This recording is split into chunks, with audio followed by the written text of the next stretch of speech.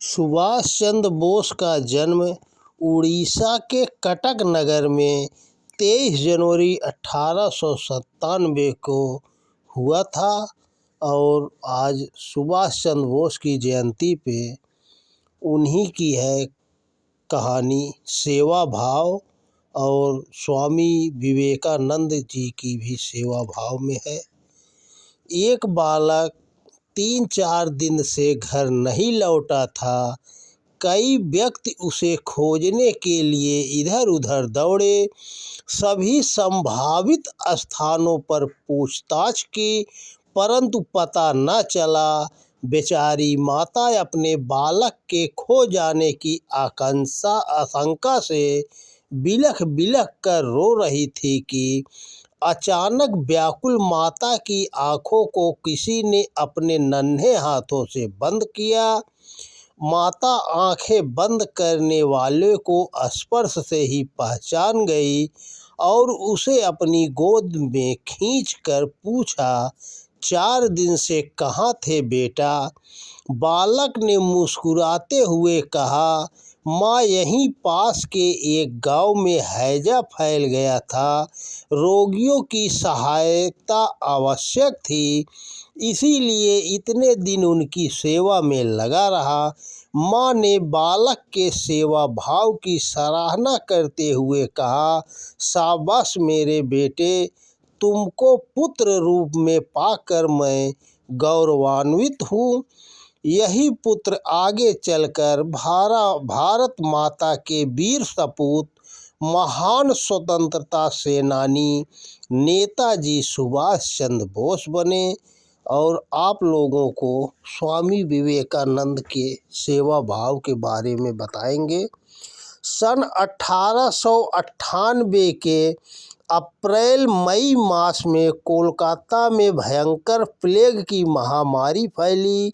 रुग्ण होते हुए भी स्वामी विवेकानंद ने स्वयं के साथ संपूर्ण रामकृष्ण मिशन को इस कार्य में लगा दिया।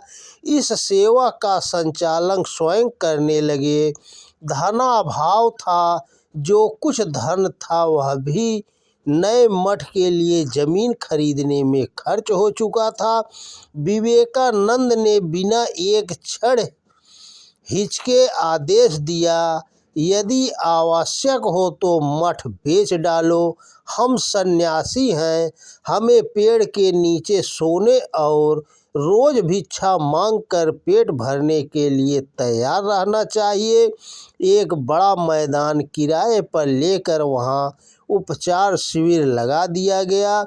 स्वामी जी अपने लोगों एवं कार्यकर्ताओं में उत्साह जगाने के लिए स्वयं एक निर्धन बस्ती में आकर रहने लगे। इस कार्य का प्रबंध उन्होंने हाल ही में यूरोप से आई भगिनी निवेदिता, स्वामी दयानंद व शिवानंद को सौंप दिया। उनके और भी बहुत से सहायक थे।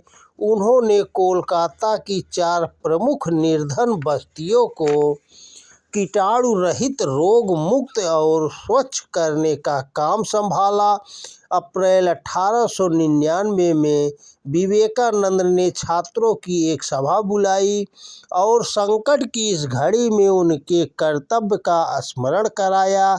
छात्रों ने टोलियां बना ली, घर घर गए, सफाई में लगकर पूरे कोलकाता में सेवा की अलख जगा दी। वे प्रत्येक रविवार को आकर भगिनी निवेदिता को अपने काम का विवरण देते थे। जब स्वामी विवेकानंद से बालिका विद्यालय की प्रधानाचार्य ने कहा, मैं इन नन्ही बालिकाओं की आराधना माँ भगवती की भांति करती हूँ, मैं और कोई पूजा नहीं जानती। यह सुनकर वे प्रसन्न हुए। स्वामी जी ने अपने शिष्य एवं अनुयायियों से कहा, जीवंत ईश्वर की पूजा करो। यदि भलाई चाहते हो तो घंटा आदि को गंगा जी में बहाकर मानव देहधारी प्रत्येक मनुष्य की पूजा में लग जाओ। गरीब, निरक्षर, मूर्ख, दुखी, भूखा, नंगा, बीमार बीमार अपंग को अपना ईश्वर मानो और इनकी सेवा करना ही अपना परम धर्म समझो। तो दोस्तों नमस्कार। वीडियो पसंद आए तो ज़्यादा से ज़्यादा शेयर करें। जय हिंद, जय भारत।